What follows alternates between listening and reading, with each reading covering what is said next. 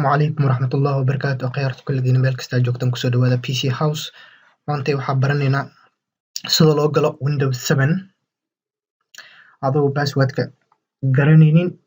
oo haddana inaad passwordka bedelin kasoo qaad qof gurigaada joogo computer u haystaa waxaad rabtaa inaad geshid asagoo ka fahmin USB aad ku shuban kartaa laakiin videoga maan ugu talagelin in qof islaameed wixiisa lagu sameeyo. Sida ujeedin workstationka PC House uu leeyahay soo furoona. Marka waa sugeynaa please subscribe hoose ku qoran tahay ujeedin subscribe gareeya, share gareeya, like gareeya. Sida ujeedin laga soo sameynaa workstationkan waxaan ku wadnaa updates wada marka kan kale waa diyaar. Sida ujeedin normal wanka taqaaniin waa kana. Normalka wanka taqaaniin waa kana passwordka gelinayna enter dhahayna kadib waa diyaar. Workstationka kale isticmaalina waa normal PC dadka qaar marka hadda ku sameeyo cashar inta wax isdhahan waa Windows niyahow la bedelo marka sida ujeedin waa kana. Sida u gali lahayn iyo wax sida fiirinayna marka. Hadda waxaa galaynaa Google sida ujeedin Google aa galaynaa. Waxaa soo download garaynayna Compute Allah. Compute waa software download dhahayna. waa kana sax website-ki saxda ahaa waa kana. Kii hore qalad waa sorry waa ka xumaa website-ki saxda ahaa waa kana. Compute download dhahayna. Waa ka xumaa gadaal u laabanayna. Marka sida ujeedin waa kana waa ku tusinaa sida ugu shubi lahayd xataa ku tusinaa AMG ban hadaa rabtid wuu leeyahay hadaa CD haysatid waa AMG bankaas waxaa waa CD hadaa haysatid hoos hadaa u socotid download inta ka dhehaysa kadib wixii kuu keenayaan waxaan ku dhahan Linux server ah ka doonanaysa waxaa waa sida ugu dhaqsiyaha badan waxaas ku dhahan haddana meel kale ku keenayaan hadaa haysatid kan ad blockan waxaa dhahdaa disable dheh kadib waxaa waaye ad block detected ku dhaha ad block waxay siinay tusayaan hadarta waxaan ku sameeyay waxaa leeyahay libaax qararayo ku tusayaan. Waa kana sida ujeedin waa kana waa soo socdaa wax yar kadib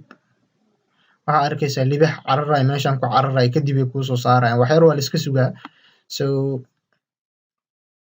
Marka software-ka waxa waaye rar waaye waa WinRAR lagu furaa ama zip. Marka waxaa la rabaa inaad ku shubatid meel ah hadhow isticmaashid hard drive-kaada ama meel ku shubo. Marka hadhowta aad u isticmaashid hadduu Windows-kaada passwordkaada aad garan weysid aniga mid aan haystaa hard drive-kayga ku jiro laakiin waxaa waa 2014 meelahaas camal waaye. Waxaa dhahaynaa isla markii hore ka furmo okay aa dhahaynaa sida ujeedin. Marka waa kana sidee lagu duubaa marka software-kaana taabanaysaa installerka waaye. USB-ga hadaa gashay saxta installer uu haystaa waa kuwana. Compute USB X hadaa taabatid wuu soo saxaa laakiin mid kalena waa idin sheegaa hadaa taabatid midkan kale .patch-kan hadaa taabatid run as administrator iyo kuwan hadaa taabatid automatic USB-gaada ugu shubaa. Fadlan kowda hore USB-gaaga faylashaada backup gareyso. Mararka qaar waxaa laga yaabaa kan inuusan kuu shaqaynaynin laga yaabaa hadaa furtid firewall-kayga waa kana. Wuxuu ku dhowayaa sidaan inuu ku dhaha laga yaabaa mararka qaar. Marka kana taabanaysa automatic uu ugu shubaa USB-gu arka ilaahow mid kale oo file muhiim kugu jiro ka bixi kowda hore mid kale hadhowta qof haduu wax ka dhumo aniga mas'uul ma kihi. Sida ujeedin UEFI wuu leeyahay Windows sida qaar oo Windows 8 inuu waa laga yaabaa marka Windows 8 ma ku baraaweynin ani wali iyo Windows 10. Sida ujeedin CD-na wuu leeyahay ISO wuu qabaa ISO. Hadaa workstation leedahay workstation sida loogu sameeyo idin baraa marka CD-ga waxaa waaye kana extract to desktop aa dhahayna marka extract to desktop aa dhahnay kana u baahanaa USB hadaa haysatid waa ku shuban kartaa cajalad waa ku shuban kartaa hadaa haysanin maxaa leeyahay lahaa meel waa waxa loo baahan yahay software-ada loo baahan yahay oo muhiimka ah uu ka mid yahay. Marka hadartan sida ujeedin update uu dhooya waxaan cancel iska dhahaa u baahni. Marka sida ujeedin waa kana uu soo kacay workstation-kayga uu soo kacay. Passwordka gelina 134 isagana waa ku baraaweynayna laakiin workstation-kan wali waxaa ku socdo update ku socdo kana ku baraaweynayna. Kan hadaa idin tusiyo Abdiweli change password ku dhaha password uu leeyahay log out hadaa dhaho maxaa dhacay fiiri log out soo qaad passwordki log out aa dhahay passwordki ma taqaanid waa isku daydiyeynaa waxaa rabnaa gelinayna enter warniyo passwordki ma taqaanid enter. Maxaa dhacay marka mataqaan so qofka adoonan ogeyn adoona kasoo qaad qof kale computerkiisa kasoo qaad wiilkaada aabaa tahay waxaa rabtaa inaa ogaatid wiilkaada computerkiisa wuxuu ku sameeya laakiin password uu leeyahay so mataqaanid bahalkaana isticmaaleysaa waa gelineysaa okay aa dheheysaa okay markaa dhahdid kadib waa kana waa soo shideynaa kan waxaa waaye maxaa la dhihi lahaa waxaa waaye workstationka sidaa ugu sameyn lahayd laakiin haddaa rabtid real life haddaa rabtid saa idin sheegay haddaa ku laabto waxaa waaye videogan waxaa rabaa hataa ha dheeraado hadduu rabo laakiin dadka inaa image information inay fahmaan rabaa so sidee ugu duubaa marka cajalad hadday imaado cajalad waxaa ugu duubeysaa waxaa waaye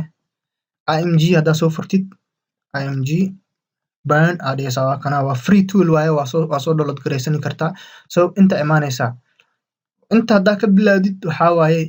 right image to kanaa taabaneysaa hadduu folder yahay kanaa taabaneysaa so kanaa taabaneysaa kadib waa soo select gareyneysaa meeshuu isogii ku jiray waa soo taabaneysaa isogeeni desktopka noo yaalay so sidaa ujeediin desktopka haddaa tagno compute waa kana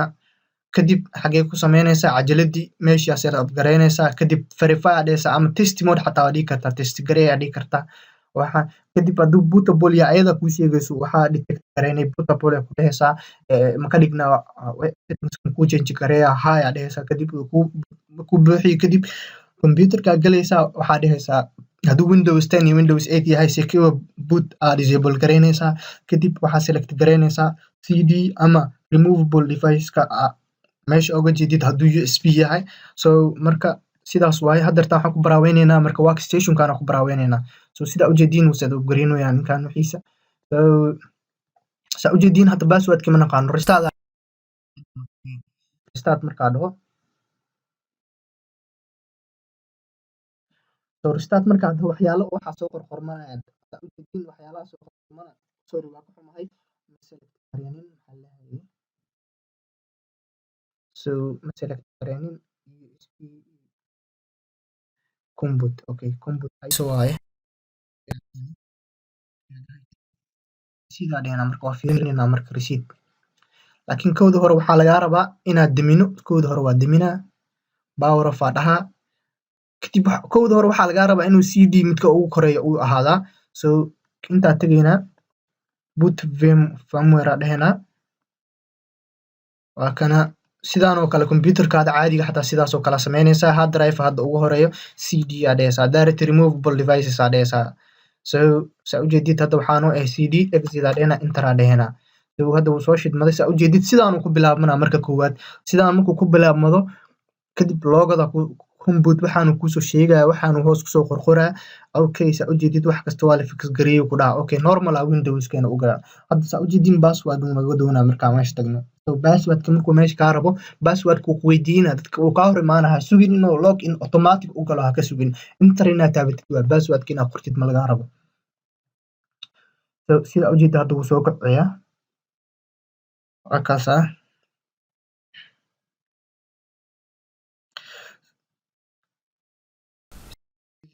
sidaanu imaana so qofkii muxuu isdhaha marka qofki passwordkiisa ma naqaan laakiin usb gaada ama waxayaa kugu jiro interaa taabanaysaa inter markaa taabat waa kana uu imaaday laakiin mid ogaa passwordka ma change gareyn kartid passwordka change garee sidaan passwordka ku change gareyn kartid create ku dhaha password sameeyo ku dhaha so passwordka rabtay waa kana waxaa dhehaysaa 1 2 3 4 ka dhigta camalna kana inta imaanay 1 2 3 4 so 1 2 3 4 markuu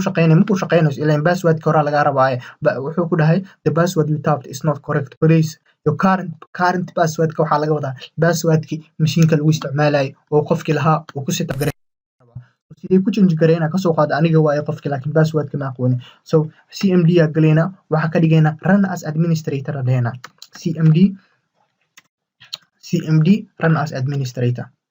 so dadka qaar waxay ku dhahayaan waxa soo download gareey bootka waxa aniga waxiga waxa straight forward waay wax oo la dhahay maahan yani oo knowledge badan u baahan maaha so marka inta imaadid net user aa dhehaysaa bis wuu kuu soo sheegaa net userka so net userka meesha inta fiirisid Cabdiweli hadda computerkan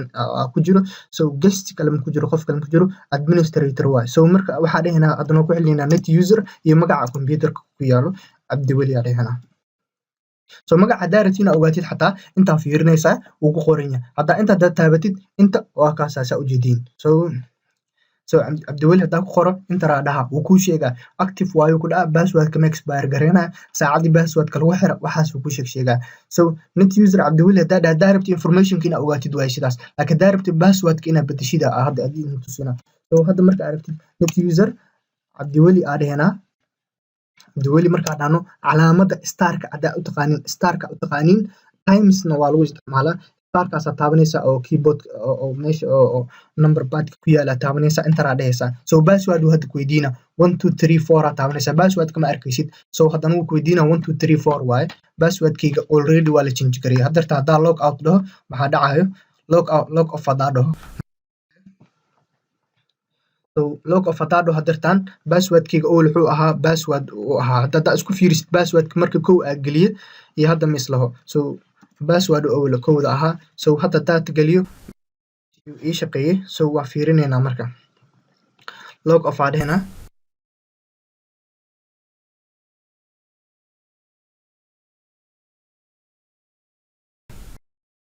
ku shaqeysa ujeedin uu ku shaqeynaa marka laakiin marka qaar inuu ku shaqeynaa laga yaabaa so as long as uu cajaladaas kugu jiro inuu ku shaqeeyo waa laga yaabaa laakiin hadee tahay VMware uu ku shaqeynaa laakiin hadee ay tahay macallila physical machine ma ku shaqeynaa ka sugin inuu ku shaqeeyo physical machine ka passwordka u baahantaa markasto so passwordka si loo change gareeyna waa idin tusiyay so hadda saa ujeedin machine-kan xitaa asaga inuu ku baraawiyaa rabi so machine-kan update sameynaya marka asagana waxaa ku sameeyay customization so sida ujeedin haddana markale waa idinkugu celinaa hadda saa ujeedin restart aa dhehna haddana restart USB gaada waxa already waa setup gareysan moota ya markuu soo shidmado